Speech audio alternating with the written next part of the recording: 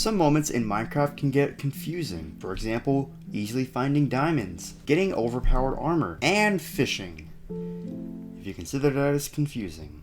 So here are 35 tips and tricks to help you become a better Minecraft player. We all know the golden rule of Minecraft, and that is to never dig straight down, because you can either fall in lava, fall from a great height, fall into a cluster of mobs that you can't handle, or awaken the warden like waking up dad. If you are going to dig straight down, dig a 1x2 hole while standing in the middle, so that if you stumble upon a big cave like this, you can decide to go in or not instead of having fate choose for you. That, or just don't dig straight down at all. Speaking of high heights like this, the easiest way to descend safely is with a water bucket. No, I'm not saying like that, unless you're a clutch god, like me. Place the water at the top, then flow down the stream. If you want, you can choose to leave the water there or take it with you, but I prefer to leave it in case I need to leave in an emergency instead of needing to build upwards. Now, how about ascending? If you want to ascend, if it's a tall wall you're climbing, place the water bucket above you against the wall and ride the water upwards like this, and then pick up the water and then repeat.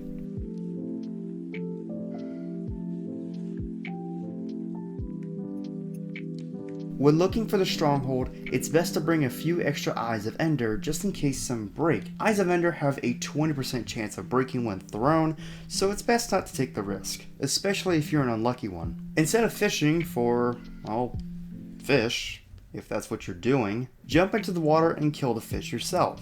I found this to be a really helpful strategy than waiting for a bite. If your chest is constantly being cluttered with seeds and random vegetation items, you can build a simple auto farm containing chests, hoppers, and composters. Here's how to build it. Start with some chests on bottom. Next, on either side of the chests, place hoppers that link into the chests. On top of the hoppers, place composters, then place another row of hoppers on top. Finally, place another chest on top of the hoppers. And there you go. So now if you place any kind of vegetation in the chest above, it automatically composts it, turning it into bone meal and deposits it into the chest in the bottom.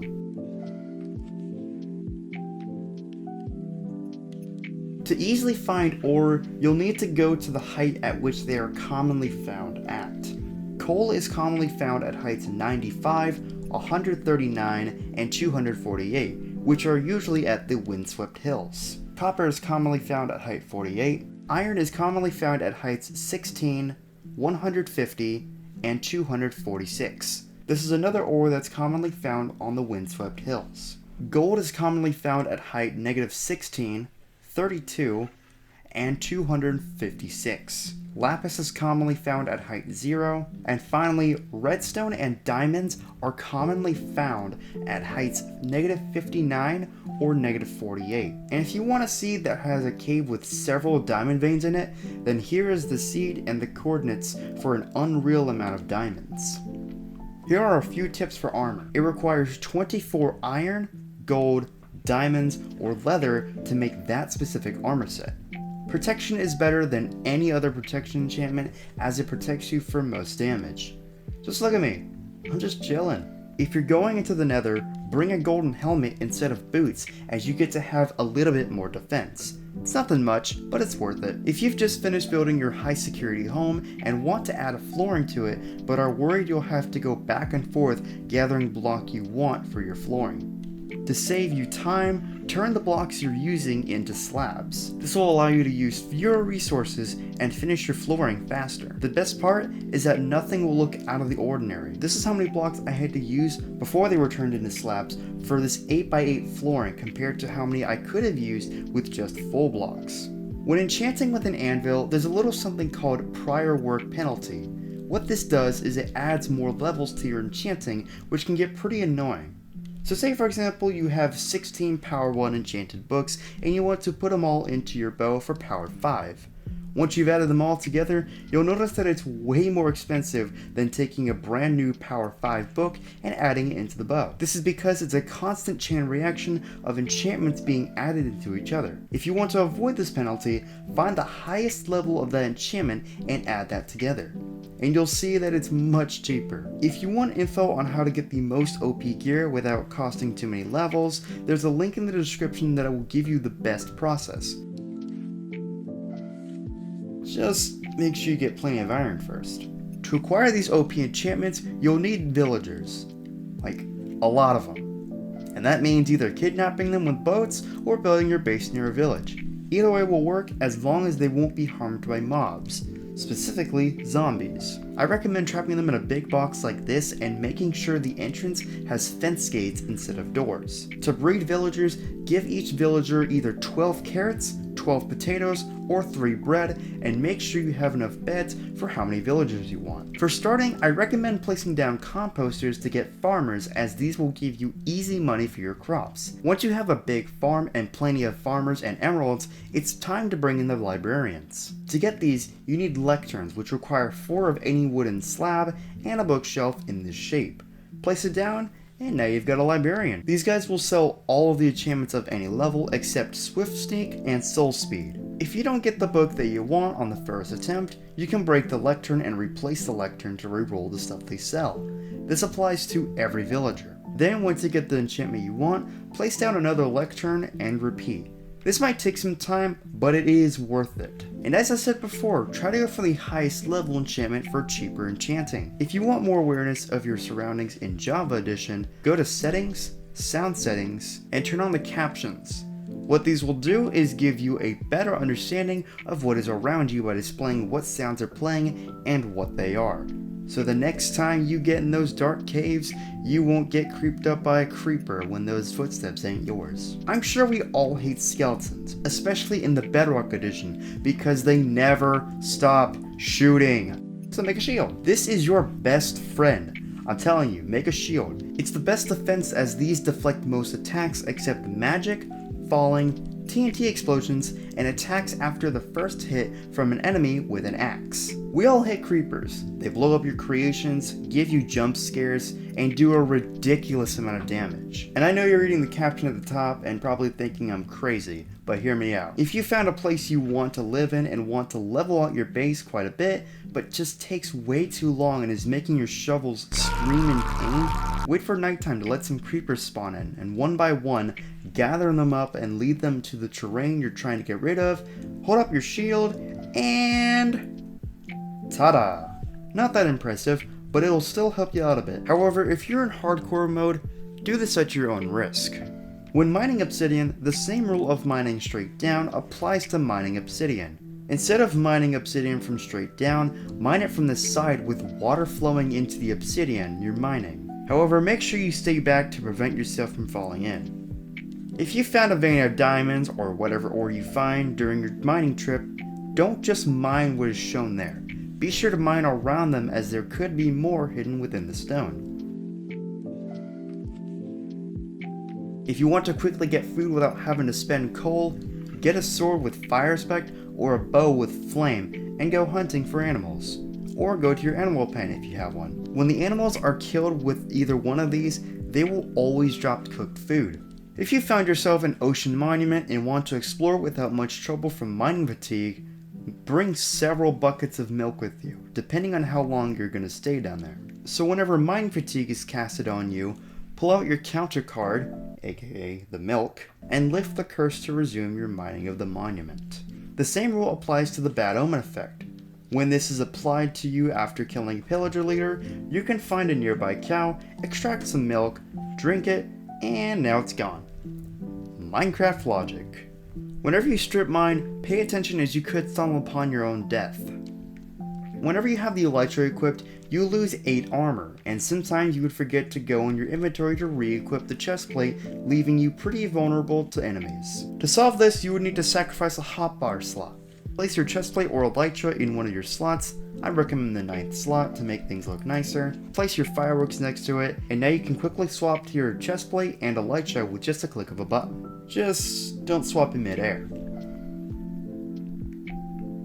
When you're just starting in a new world and start collecting wood, instead of making all of the other tools like the axe, shovel, and maybe even a sword, make a pickaxe instead so you can jumpstart to stone tools and weapons. Blast mining in the nether with beds can be a pretty efficient way to find ancient debris, or whatever ore you're looking for in the nether. but it can also be a pretty dangerous way, as one wrong move could end your whole hardcore world. So instead of beds, use TNT, as this gives you more time to step away from the explosions. No fire everywhere, and it's stackable. Sure, it's expensive, but it's worth it. And if you want to take extra precautions, you can use a bow with flame to ignite it from further away. If you've got stacks and stacks of rotten flesh that you've been piling up since the beginning of the game, don't throw them out, as you can sell half a stack of this stuff to a cleric for an emerald. Sure, it's not much, but it can help you build your cleric a little bit, which when built up to expert level have a good chance of selling ender pearls. So keep that rotten flesh. There are a lot of items you can use as easy fuel for your furnace, blast furnace, or smoker. Here are some of them. If you're starting life in the nether, say for example you're doing a challenge, you can't get easy fuel as you can't smelt stems or planks that come from the nether. However, you can cheat this system by creating sticks or some other wooden block that doesn't require a specific wood type, and you can use this as fuel. If you're near a massive ocean with tons of kelp, you're in luck, because if you dry off 9 kelp in a furnace, you can make yourself a dried kelp block. This can smelt up to 20 blocks with this. If you're near a bamboo forest and you make a stone sword to cut down bamboo trees, you can use the bamboo to make a block of bamboo, which is another variation of logs. Unfortunately, these cannot be smelted into charcoal like other logs in the game, but this can still be a good way to get fuel when starting. Fortune is an amazing enchantment for your pickaxe, as it multiplies the ores you mine. However, Fortune can do way more than just multiply ores. Fortune can go on shovels, axes, and even hoes. Fortune on a shovel increases the chance to find flint in gravel with a guaranteed chance of flint at level 3. Fortune on an axe increases the amount of slices you can earn from melons. And Fortune on a hoe can increase the amount of crops or seeds you can get. Now, this enchantment doesn't need to be on all of the tools I mentioned. They are just the recommended tools for the job. Whenever you break melons with an unenchanted axe, you can get quite a bit of melons. With Fortune, the amount of slices increases up to 9. However, this still isn't enough. To make sure you get the whole melon every time, add Silk Touch to your axe. Now every time you mine melons with your axe, instead of getting slices, you get the whole melon, which can be traded with farmers at an amazing deal for easy emeralds. It also levels up your farmers like insanely fast. If most of your mine is infested with skulk, you can grab a hoe and get rid of the skulk much faster than any other tool. This is also a super fast way to gain loads of experience. This was just after 5 minutes. You also tend to find a bunch of diamonds, so if you feel comfortable removing skulk from your caves, take the time to do so. However, if you hear shrieking and your screen goes dark like this, just turn around and run if you can. Occasionally you'll find these trees in the middle of nowhere, and they're pretty handy. These are known as flowering azalea trees, and these indicate that there's a lush cave. Lush caves are known for having loads of clay. If one of these is near your base, make sure to get a whole bunch of stone masons. And to get a stone mason, you need a stone cutter, which requires 3 stone and 1 iron ingot to make. Go down to the lush caves and shovel up as much clay as you can. With the clay, you can get an emerald for every 10 clay balls that you sell to the stone masons. But of course, this guy wanted to sell them for 18. Oh well. I'm sure you or someone you know have bred an insane amount of cats and don't know what to do with them. Since creepers and phantoms are afraid of cats and ocelots, you can spread the cats all around your base to make it creeper and phantom proof. If you've planted a bunch of bamboo in your base and want to easily chop them all down, make a sword of your choice. I recommend a bunch of stone swords since they're easy to get, and just start chopping. Now, I recommend that you don't use your main sword for this task because, yeah, it just demolishes your sword. To receive an insane amount of power at the beginning of the game, make a stone axe. This has more damage than a diamond sword, and criticals add on to the damage. However, the speed is kind of slow, but it's worth it. Unfortunately for Bedrock players, the axe doesn't have this power in Bedrock Edition. When you're about to fight the Ender Dragon, make sure to place a bed next to the portal, so that way in case you die when fighting the dragon, you can respawn next to the portal and try again. If you're in hardcore, just ignore this tip. Say you're exploring an ocean ruin or pirate ship and you need air.